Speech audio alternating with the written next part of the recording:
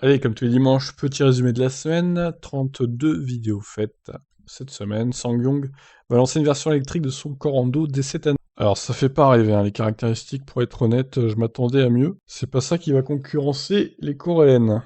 Il installe le volant Yoke de modèle Esprit sur un modèle Y. Avec quelques modifs quand même, hein, c'est pas totalement le Yoke d'origine. BMW X5 hydrogène, les premières infos ont fuité. Voilà, donc un nouveau pachyderme hydrogène de chez BMW. Intérêt relatif, on va dire.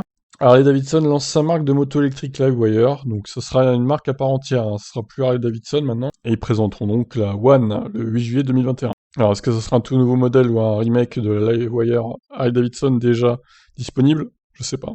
On verra bien le 8. Un prêt à taux zéro pour l'achat d'une voiture électrique en préparation. Ça pourrait être utile pour ceux qui n'ont pas trop de moyens, qui sont obligés de faire un crédit pour acheter une voiture électrique, qui reste assez cher. Le deuxième trimestre 2021 se termine. Elon Musk motive ses troupes pour battre des records de livraison. On a hâte de voir donc les chiffres de ce deuxième trimestre. Peugeot i208, une mise à jour améliore grandement la courbe de recharge. Autour de 9 à 10 minutes de gagné sur une charge, même si bon, la deuxième charge avec la mise à jour, le climat était un peu mieux niveau température, donc peut-être que ça a pu jouer un petit peu. Mais bon, je pense que globalement la courbe est améliorée avec cette mise à jour. Tesla détient le 5e supercalculateur le plus puissant du monde pour améliorer l'autopilote. Donc, bravo à eux, belle prouesse.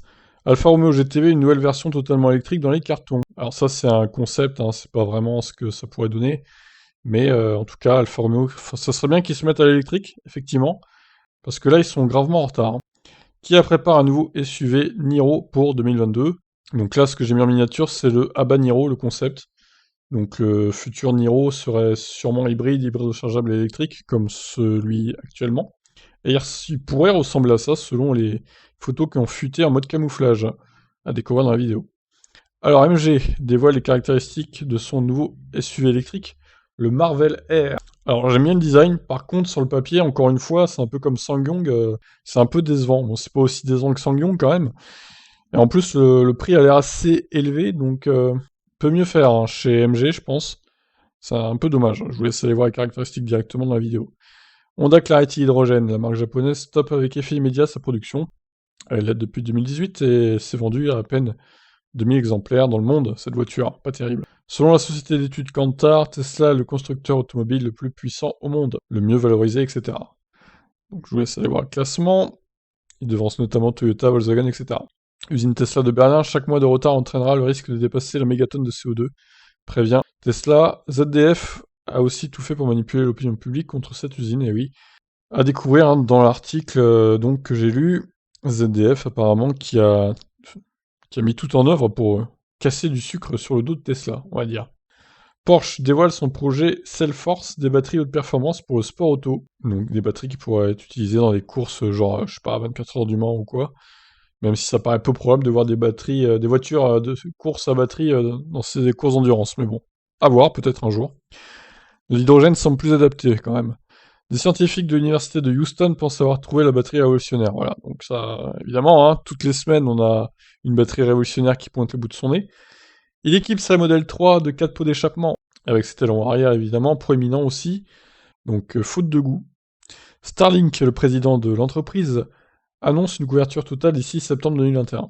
Alors c'est pas Elon Musk, hein, c'est le président de l'entreprise, c'est pas pareil. Donc Starlink, hein, on rappelle, à 99 € par mois pour un abonnement avec un débit assez élevé, c'est sûr, mais bon, 99 € par mois quand même, en France, ça paraît démesuré, hein. Vu les prix qu'on a chez nous pour la fibre, la 5G, etc., c'est beaucoup moins élevé que tout ça, quoi, que ce prix-là. Mais bon, je pense que ça aura tendance à descendre dans les années à venir. Ça va se déployer, etc. Volvo s'associe avec Northvolt pour construire sa Gigafactory de batterie.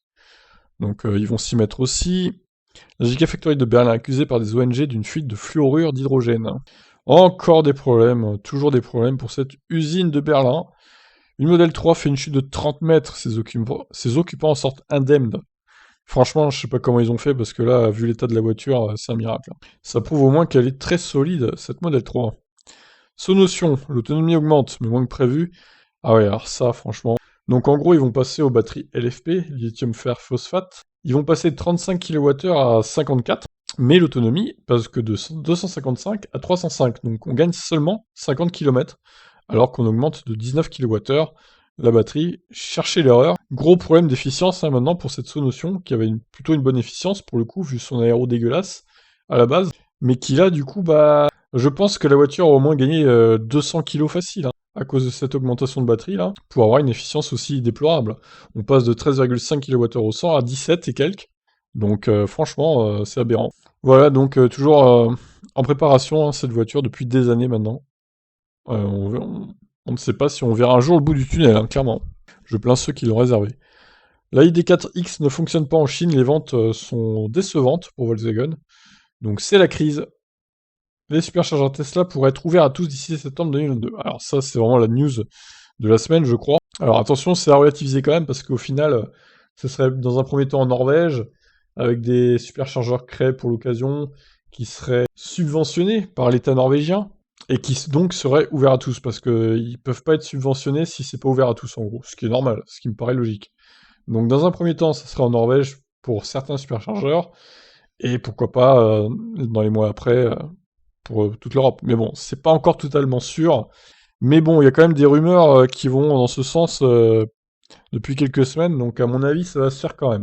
Il détruit l'écran de sa Model 3 à coups de marteau pour voir si la voiture roule toujours. Alors ça, c'est le génie de la semaine, hein. L'idiot de la semaine même. Et je vous spoil, hein, ça roule toujours, malgré l'écran détruit. 160 scientifiques du monde entier dénoncent les bénéfices surestimés de la voiture électrique. Étude dirigée par Thomas Cloche, hein, c'est vraiment une cloche ce mec, qui est le chef des recherches de moteurs à combustion à l'Institut des machines à piston et à combustion de Karlsruhe. Voilà, donc objectivité zéro en gros quoi. Hein. Panasonic a subitement revendu 100% de ses actions Tesla pour 3 milliards d'euros, rien que ça. Est-ce qu'ils ont peur d'une baisse soudaine de l'action? Peut-être. À voir. ZFE en arrêté, prendra en compte le CO2 rejeté et condamnerait le bon nombre de thermiques dès 2030. Ça laisse 9 ans d'attente, hein, ça va, c'est pas... Il y a le temps de s'y préparer, on va dire. Rappel massif de Tesla en Chine, plus de 285 000 véhicules concernés. Alors, rappel, plutôt une mise à jour finalement, puisqu'on rappelle que Tesla peut mettre à jour ses véhicules à distance, ça concernerait le freinage notamment. Donc voilà, pas non plus quoi paniquer. Hein. L'Audi e-tron serait restylé en 2022, avec plus d'efficience, meilleure autonomie, etc. Ça serait pas du luxe, on va dire. Et on termine avec une Zoé folle qui termine sa course dans une chambre funéraire de pompe funèbre. Donc là, dans le genre histoire insolite aussi, voilà.